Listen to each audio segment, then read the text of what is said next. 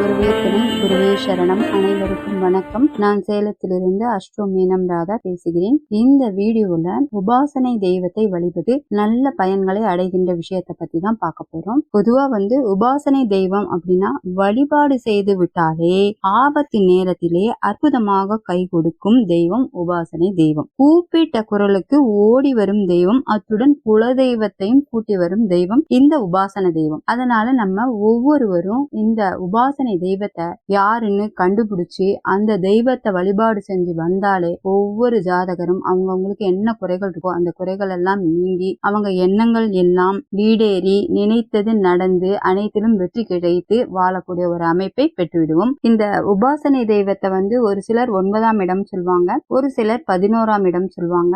என்னை பொறுத்த வரைக்கும் 11ஆம் இடம் தான் சிறப்பாக இருக்கும். ஏன் அப்படின்னா 11ஆம் இடம் தான் ஒவ்வொருவருடைய ஆசைகள் நிறைவேறக்கூடிய பாவகம் சொல்லிட்டு இந்த ராசி கட்டம் 12ல 11ஆம் இடத்தை தான் சொல்லியிருக்காங்க. அந்த விதத்துல இந்த 11ஆம் இடத்தின் தெய்வத்தை நம்ம வழிபாடு செய்வதன் மூலமாக ஒவ்வொருவருக்கும் உண்டான அனைத்து கஷ்டங்களில் இருந்தும் மீண்டு வர இந்த 11ஆம் இடத்தின் தெய்வம் துணை நிற்கும்.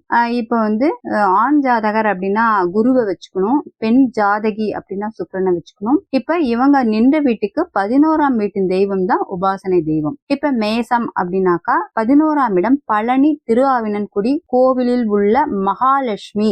இந்த தெய்வத்தை இவங்க வழிபாடு செய்துட்டு வரும்பொழுது கண்டிப்பாக இவங்களுடைய எண்ணங்கள் ஆசைகள் எல்லாமே நிறைவேறும். அதே போல ரிஷபத்துக்கு ராமேஸ்வரம் பர்வதவர்தினி ராமநாதர், இந்த தெய்வத்தை இவங்க வழிபாடு செய்யணும். அடுத்தது மிதுன ராசிக்கு திருநெல்வேலி நெல்லையப்பர் காந்திமதி. அடுத்தது பாத்தீங்கன்னா கடகத்துக்கு அரக்கோணத்துல இருக்கக்கூடிய நெமிலி பாலா திரிபுர சுந்தரி. இது ஒரு வீட்டுல தாங்க இருக்கும். அடுத்தது பாத்தீங்கன்னா சிம்மத்துக்கு திருமையச்சூர்ல லலிதாம்பிகை கோவில்ல இருக்கக்கூடிய லலிதாம்பிகை வழிபாடு செய்ய வேண்டும். அதே போல கன்னிக்கு கும்பகோணம் பட்டீஸ்வரம் விஷ்ணு துர்க்கை அம்மனை வழிபாடு செய்யணும். அடுத்தது பாத்தீங்கன்னா துலாம் ராசிக்கு காட்டழகிய சிங்கப்பெருமாள் ஸ்ரீரங்கத்துல இது தனி கோவிலாகவே இருக்குது, ஞாபகம் வச்சுக்கோங்க. அடுத்தது விருச்சிக ராசிக்கு திருப்பதி கீழே இருக்க அலமேலு மங்கையை வழிபாடு செய்ய வேண்டும். அடுத்தது தனுசுக்கு வாராகி அம்மனை வழிபாடு செய்ய வேண்டும்.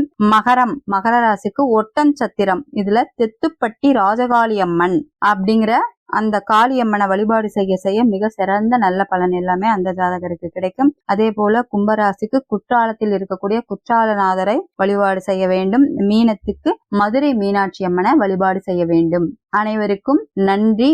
அனைவரும் இந்த உபாசனை தெய்வத்தை வழிபாடு செய்து நல்ல பலன்களை பெற்றடைய வேண்டுகிறேன். நன்றி. வாழ்க வளமுடன்.